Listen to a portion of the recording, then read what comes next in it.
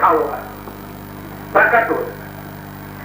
प्रकट का मतलब वेद में वचन आता है, नमः शंभवाय च मयो भवाय च नमः शंकराय च मयस्कराय च नमः शिवाय च शिवतराय च नमः। यजुर्वेद क्या नवम अध्याय में ये मंत्र आते हैं, संभवाय च। संभव का मतलब है प्रकट होना।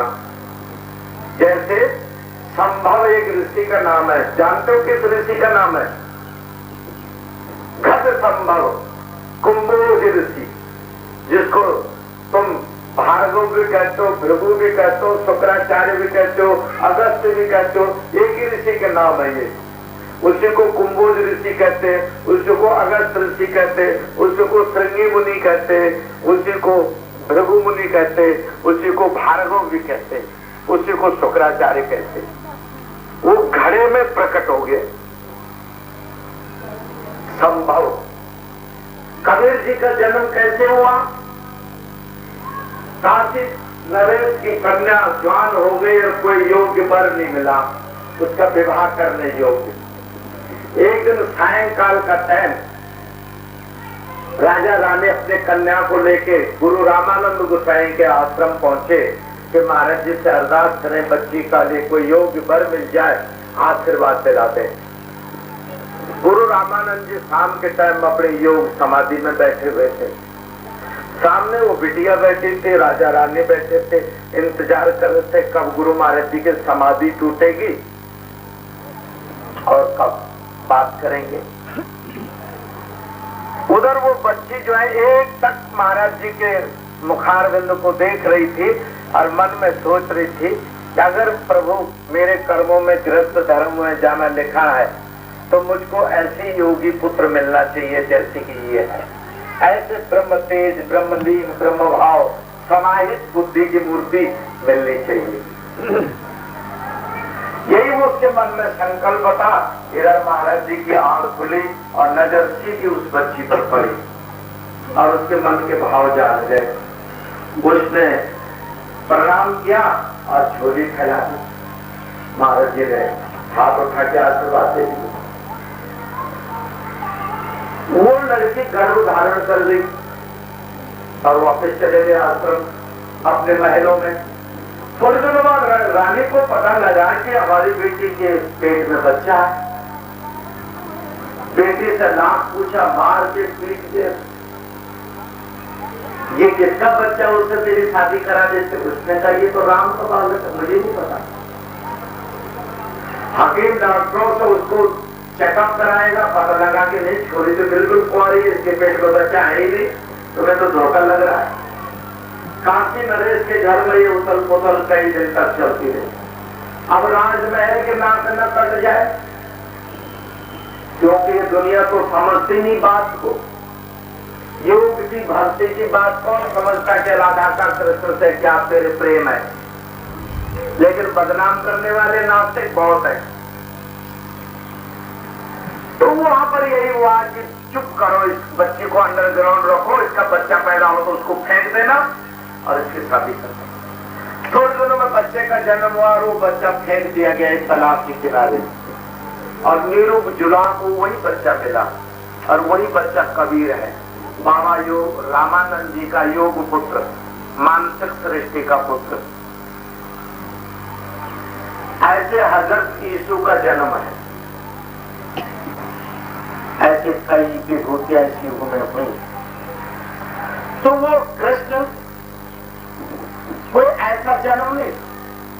कृष्ण कह रहे हैं अर्जुन तेरे और मेरे जन्म दिव्य कर्म है, लेकिन अर्जुन क्षौत्र भाव को प्राप्त हो जाने से तो आज दुख सुख और मोह को प्राप्त हो रहा है। वरना जो संभव क्रिया तेरे अंदर है वही संभव क्रिया मेरे अंदर भी है।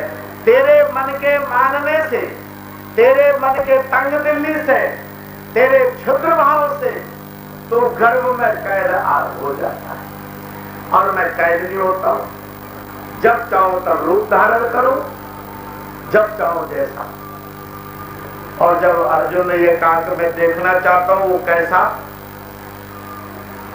तो अर्जुन को समझाया, अर्जुन मैं आदि हूं, मैं अंत हूं, ये पार्थ सारे सर्ग का विद्याजनों की ब्रह्म विद्या वादी वर्ग का, अरे विस्तार से क्या काम तुमको, जान लो एक सार है। जिस भांति माला में मणि मुझसे गुथा संसार है, मुझसे परे कुछ भी नहीं, संसार का विस्तार है।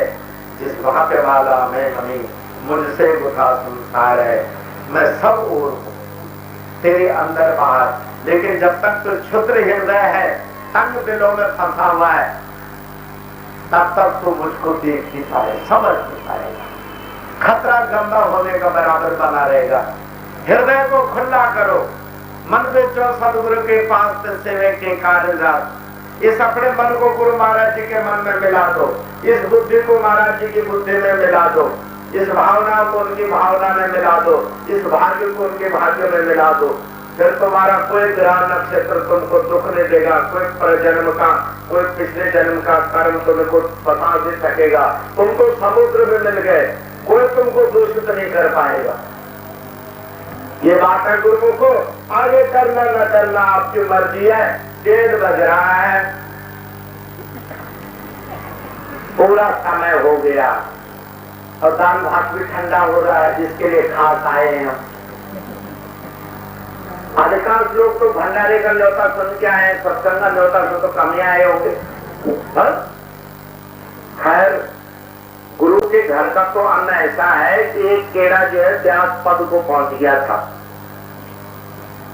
एक ऋषि कहीं जाना था, उनको सवेरे, ब्रह्मचारी थे आश्रम में, और उन्होंने जल्दी 3 बजे स्नान करके और यज्ञ होम जो करते हैं वो जल्दी जल्दी हवन करना शुरू करा। तो कुछ साकल्य, हवन की जो सामग्री होती है उसको साकल्य बोलते हैं, वो हवन कुंड से बाहर गिर गया। उसमें शहद शक्कर घी तो होता ही है। ये कॉकरोच कीड़ा कहीं से खाने को आ गया, सुगंध फैली मिठाई की, तो आ गए। उसके बाद हवन के बाद ऋषि जो है परिक्रमा के लिए चारों तरफ घूमे। तुम लोग मंदिर के परिक्रमा करते हो, जानते हो क्यों करते हैं परिक्रमा? ये तीर्थानी सप्त प्रचलित रंतो तेखा वंशः प्रयोजने बधन्वान तन्मषि। वेद में ये परिक्रमा का मंत्र है। ऐ प्रभु, मैंने तुझको एक तीर्थ में मान करके तेरी महिमा घटाई है, बताई नहीं है। जो सारे सृष्टि का राजा हो उसको हम कहेंगे तो पठानकोट का पटवारी है, तो बताओ उस राजा की महिमा तुमने बढ़ाई कि घटाई? बोलो तो, घटाई ना। तो जो सारी सृष्टि में व्याप्त है उसको तूने कह दिया इस फोटो में है, तो तूने गुरु महाराज जी की महिमा बढ़ाई कि घटाई? घटाई ना। अच्छा, जो किसी के बंधन में नहीं आता उसको तूने नाम में बांध दिया कि इसका नाम परम है, इसका नाम राम है, इसका नाम कृष्ण है, ये नंगली वाले, ये फलाने। ये तूने बढ़ाया कि घटाया? घटाया ही तो है। अरूपम रूपम दे तदर्थ निधे क्षमस्व में अपराध। अरूप को रूप दे दिया अमूर्त को, जिसको कि अवतारों की आंखें नहीं देख पाएगी, सरकार ऋषि जिसको आंखों से नहीं देख पाए, उसको मैंने एक रूप दे दिया। तो उसके महामहिम विशंबर रूप को मैंने छोटा ही तो किया, बड़ा तो नहीं किया। इसलिए हे प्रभु, प्रदक्षिणं च पदे पदे, मैं पद पद चारों ओर घूम रहा हूं, इसीलिए कि मेरे इन अपराधों को क्षमस्व में त्रय अपराधम, इन 3 अपराधों को क्षमा कर देना मेरे, क्योंकि मैं अल्पज्ञ हूं, एक देशी हूं, छोटा हूं, इसलिए मैंने अपने लायक तुझे बनाया। और माफी भी मांगता हूं घूम घूम के कि तू चारों ओर है, कण कण में है, असीम है, अनाम है, अचिंत्य है, अनिर्वचनीय है। इस प्रार्थना के लिए, परिक्रमा के लिए जब साधु उठा तो कॉकरोच में पैर पड़ा, कॉकरोच की चटनी बन गई, मर गया कॉकरोच। ऋषि ने देखा, ओहो, ये तो बड़ा पाप हुआ। यज्ञ की परिक्रमा में और हिंसा हो गई।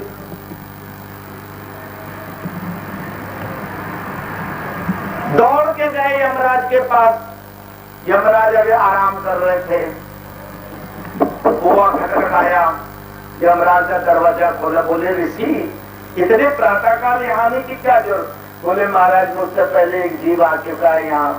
बोले हाँ, एक अखरोट मरा के लिए के साथ वो आ चुका है यहाँ। अब थोड़ी देर में मैं जरा बैटरी वगैरह पी के हो तैयार हो लेता हूँ, फिर तुम्हारा मुकदमा सुनता हूँ। यमराज तैयार हुए, मुकदमा सुना। ऋषि बड़ा पश्चाताप, ऋषि रोए, आज मेरा जागना निरर्थक, मेरा यज्ञ निरर्थक, मेरी परिक्रमा निरर्थक, मेरे विचार निरर्थक, ये क्या कर दिया मैंने? यमराज बोले कि बात और है भाई, यदि सुनो। दिव्य औषधि जो बिल्कुल शतोगुणी अन्न है, व्रीहि, जौ, तिल, गौ का घृत, शहद, चंदन, कर्पूर, अगर, तगर, केसर, ऐसी दिव्य जड़ी बूटियां, शतोगुणी बूटियों का हवन बना हुआ है, उसमें शक्कर मिली हुई है। फिर वेद मंत्रों से मंत्रित है, फिर दिव्य ऋषि के हाथ से छुआ हुआ है, फिर ब्रह्म अर्पण किया हुआ है। वो साकल्य यज्ञ भाग भार गिरा, अत्यंत सतोगुणी पदार्थ वो खा लिया तमोगुणी कीड़े ने। अब तमोगुणी कीड़े ने खाया तो अंतर हो गया पवित्र, अंतःकरण हो गया पवित्र, कलेवर हो गया तमोगुणी। अनिवार्य था कि गंदा कपड़ा उतारा जाए। गंदा कपड़ा जितनी जल्दी हो तुम्हारे कपड़े में नाली के छींटे लग जाए, तुम कहते जल्दी उतारो और डिटॉल से मुझको नलाओ, ऊपर से गंगा जल छिड़को, मेरे नाली का पानी पाई गया ऊपर। तो वो ककरोच की उत्पत्ति तमोगुणी गंदगी सीवर के अंदर पैदा होता है, तमोगुणी कलेवर। और अंदर उस दिव्य साकल्यों को खाने से, यज्ञ शेष खाने से, भगवान कृष्ण कहते हैं ना गीता में, अर्जुन जो यज्ञ शेष खाते हैं उनके समस्त पाप नष्ट हो जाते हैं, लेकिन जो पेट के लिए पकाते हैं और पेट के लिए खाते हैं वो पाप ही पकाते हैं, पाप ही खाते हैं। पढ़ा तुमने? सुन लो। अब तुम में से पता नहीं कौन कौन पका के भोग लगा देता है, और कई लोग तो छौंकते छौंकते टुकड़ा मुंह में डाल के चख लेते हैं, गड़बड़ कर देते हैं। लेकिन नियम यह है कि ककरोच ने जागृति तुरंत, तो इसको किस निमित्त क्या गया? बुखार भी नहीं चढ़ सकता क्योंकि अंतःकरण मलिन रहा ही नहीं, बैर भी हिंसा भी नहीं कर हो सकती इसकी क्योंकि इसने किसी का अपराध किया ही नहीं। लिहाजा इसकी मृत्यु भी उत्तम पद में होनी चाहिए। तो ऋषि तुम्हारे चरणों से उत्तम और पवित्र जगह कहाँ मिलती? और एक की परिक्रमा से आज ज्यादा तीर्थ और क्या होता है? और ब्रह्ममूर्ति की मृत्यु से ज्यादा अच्छी क्या होती है? हर मुख से वेद मंत्र उच्चारण हो रहे, तब तेरा पैर इस पर पड़ा, तो इससे अच्छी मृत्यु और क्या हो सकती है इस कीड़े की? अब ये कीड़ा फलाने जगह का राजकुमार होकर जन्म लेगा, लेकिन बोले महाराज इसने तो मरना था ठीक था, और भी कई पवित्र थे दुनिया में, मैं ही निमित्त क्यों बना? बोले कि इसमें है क्रिया की हड़बड़ी। उगते हुए सूर्य को यज्ञ की आहुति देते हैं, और तूने तो जल्दी जाने के चक्कर में 3 बजे रात में हवन शुरू कर दिया। बीबीसी के खबरें 5 बजे आ रही है तो 6 बजे रेडियो खोल दे, कहां से आएंगी? सवेरे 3:30 से 5 बजे अनहद का टाइम होता है, तो 6 बजे 7 बजे सो के उठता है, फिर झूठ मूठ कहता मैं सुन रहा हूँ। भगवान को भी धोखा देता, अपने मन को भी धोखा देता है। ऐसी बात नहीं, अगर सुनने का शौक है तो उठ लो 3 बजे और बैठ 5 बजे तक। अभी तो तेरे को 15 मिनट एक आसन में बैठना ही मुश्किल है, 17 करवटे बदलता है करोड़ती की तरह, तब वही वजह से पकौड़ा सीख रहा हूं। ये बात नहीं, बिना साधे तो कुछ होगा नहीं, तो साधना पड़ेगा। तो उस ककरोच ने यज्ञ शेष खा के राजकुमार के रूप में जन्म हुआ, तो ऋषि से कहा कि तेरी हड़बड़ी का एक दंड है, तुझे उसको पूरी ब्रह्म विद्या उस देश में जाके उसका मास्टर बनना पड़ेगा और उसको ब्रह्म विद्या बढ़ानी पड़ेगी। तो ऋषि का बेचारे को वो जन्म में अपने आयु से ज्यादा रहना पड़ा इस शरीर में, और वहां जा करके उसको पढ़ाना पड़ेगा। पढ़ा और वो बना व्याकरण शास्त्र का रचयिता महेंद्र व्यास। महेंद्र व्यास नाम का एक व्याकरण पढ़ा होगा आप लोगों ने, जिन्होंने संस्कृत पढ़े वो जानते हैं। पाणिनीय ऋषि से बहुत पहले महेंद्र व्यास हुए, जिन्होंने व्याकरण शास्त्र की रचना करी। वही कॉकरोच कीड़ा दूसरे जन्म में महेंद्र व्यास के पद पर पहुंचा। दिव्य अन्न को खाने से ये फल होता है। अब कल से रोज भंडारे खाने जाया करो, अच्छा जा जा पता लग जाए, तुम भी व्यास हो जाओगे। यज्ञ शेष खाना आवश्यक चाहिए, लेकिन उतने प्रेम से उतने भाव देने के आधा पतंग नीचे गिरा दो, आधा खाओ, आधा फेंक दो।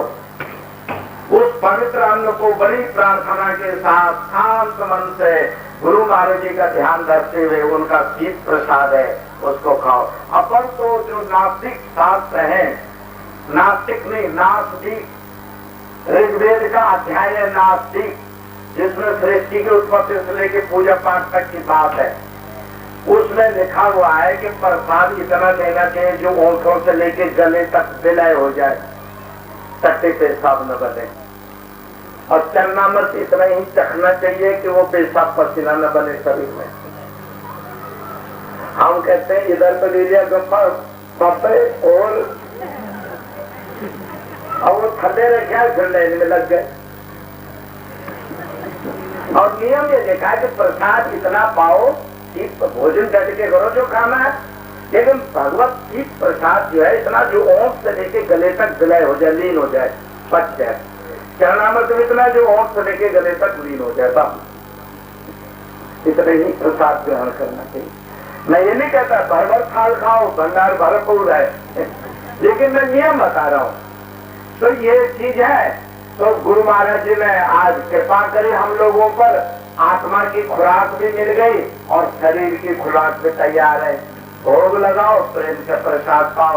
और जिनकी मन में ये ख्वाहिश रह गई कि हमको टाइम नहीं मिला बोलने का या भजन बोलने का या सत्संग बोलने का, अब सारा दिन उनके लिए खुला है, वो सारे दिन बोल सकते हैं। शाम तक हम समियाना भी नहीं उठाएंगे, लाउड स्पीकर भी नहीं हटाएंगे।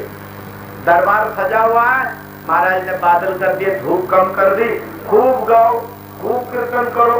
और जो कोई चाहता है आगे सुनाना, उनके लिए आदर से आमंत्रण है, आगे सुनाए।